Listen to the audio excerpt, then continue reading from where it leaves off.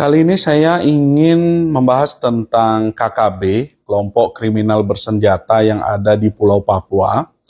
Seperti kita ketahui beberapa waktu yang lalu, telah gugur salah satu prajurit TNI yaitu Pratu Miftahul Arifin pada saat melakukan misi penyelamatan pilot Susi Air yang sudah disandra lebih dari 1,5 bulan ya, kalau nggak salah namanya Philip Mark.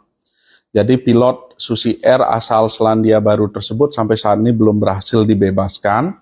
Nah, adapun Pratu Miftahul Arifin gugur pada saat mereka sedang melakukan upaya penyelamatan dan tiba-tiba disergap oleh kelompok KKB sehingga mengakibatkan wafatnya satu prajurit TNI tersebut, juga melukai lebih dari 5 prajurit TNI, serta sampai saat ini 4 prajurit TNI masih dinyatakan hilang.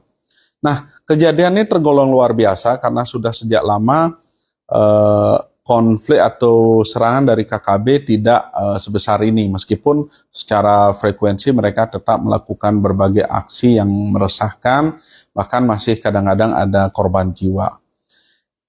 Pada akhirnya Panglima TNI Yudo Margono melakukan evaluasi dan menetapkan operasi yang disebut dengan siaga tempur darat, yaitu sebuah peningkatan status dari suatu daerah karena kejadian tertentu, termasuk misalkan di Natuna juga ada istilahnya siaga tempur laut, lebih karena ekspansi dari kapal-kapal Cina. Nah, kembali ke KKB, saya banyak mendapat pertanyaan dari teman-teman saya, KKB ini kok kuat sekali, kenapa susah sekali diberantas, dan padahal TNI besar dan sebagainya. Mungkin di sini saya ingin membahas bahwa menumpas kelompok separatis, apalagi sekelas KKB, itu bukan pekerjaan mudah. Yang pertama, mengapa itu sulit? Satu, dari faktor geografis atau alam. Papua itu berbeda dari pulau-pulau lainnya. Di Papua itu banyak sekali daerah yang masih hanya bisa diakses lewat udara, atau mungkin daerah yang terdiri dari hutan-hutan belantara yang mungkin bahkan lebih besar dari satu kawasan hutan bisa lebih besar dari Pulau Bali misalkan, atau Pulau Lombok. Sehingga secara geografis sangat sulit untuk melakukan operasi, baik itu penyelamatan ataupun operasi tempur di daerah ini. Diperlukan keahlian prajurit, logistik, dan lainnya. Yang kedua, KKB ini susah ditumpas karena mereka susah dikenali. Sebagian anggota KKB tersebut kadang-kadang mereka menyamar sebagai penduduk lokal atau berlindung di balik penduduk lokal, kemudian dan bahkan seringkali juga melakukan kekerasan terhadap suku-suku lokal. Sehingga prajurit TNI maupun Polri yang melakukan operasi ataupun menghadapi mereka dalam penjagaan biasa misalkan, harus benar-benar hati-hati karena untuk menghindari timbulnya korban jiwa yang tidak bersalah, dalam hal ini penduduk sipil. Faktor lainnya adalah KKB ini secara behind the scenes atau di belakang layar juga didukung oleh kekuatan-kekuatan internasional yang mungkin saja bisa berbentuk state actor atau aktor negara, bisa juga private actor atau mungkin misalkan perusahaan multinasional dan sebagainya. Misalkan Freeport di sana tidak sesederhana bahwa Freeport adalah perusahaan. Di belakang Freeport ada McMoran Cooper, perusahaan besar di Amerika, dan di belakang McMoran Cooper ada kepentingan globalis ya, yang langsung ataupun tidak langsung juga disupport oleh pemerintah Amerika Serikat. Nah, mungkin teman-teman harus pahami juga bahwa dalam hubungan internasional, apa yang disampaikan di permukaan tidak selalu sama dengan apa yang terjadi di belakang layar.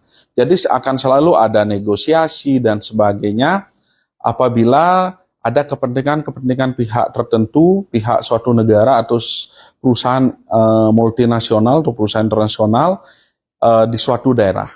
Dan di Indonesia kita sudah banyak menghadapi hal-hal seperti itu.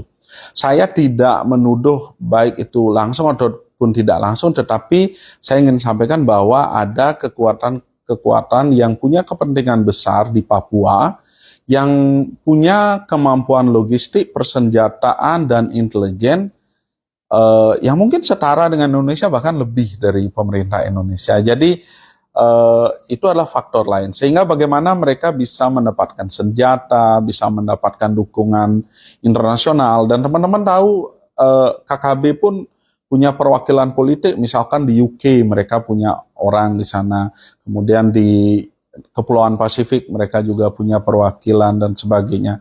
Sehingga tidak mudah bagi pemerintah Indonesia secara politik, meskipun di permukaan secara resmi banyak negara mendukung kita, bahkan Australia mungkin tangan kanannya mendukung Indonesia, kita nggak tahu tangan kirinya. Kemudian dari sisi intelijen dan sebagainya, serta adanya penyelundupan senjata dan sebagainya, itu tidak mudah. Mengapa? Karena wilayah Papua yang begitu luas, begitu banyak pulau tidak berpenghuni, pantai yang tidak dijaga, tidak ada penduduk, dan jalur-jalur tikus yang luasnya belasan kali Pulau Jawa. Jadi peralatan dan berbagai sarana pendukung buat TNI juga tidak mudah. Tetapi satu hal bahwa kita harus yakin bahwa TNI mampu menjaga kedaulatan Indonesia, dan kita berdoa bahwa prajurit yang masih hilang bisa segera ditemukan dalam keadaan sehat. Dan satu hal yang pasti bahwa Indonesia akan selalu kuat dan menjadi satu kesatuan negara yang luar biasa. Sehingga teman-teman mungkin yang belum paham, menyelesaikan KKB tidak sesederhana yang kita pikirkan. Itu bukan sesederhana menembakkan peluru, menyergap mereka, dengan berbagai kendala strategis maupun non-strategis dan juga kendala politik internasional.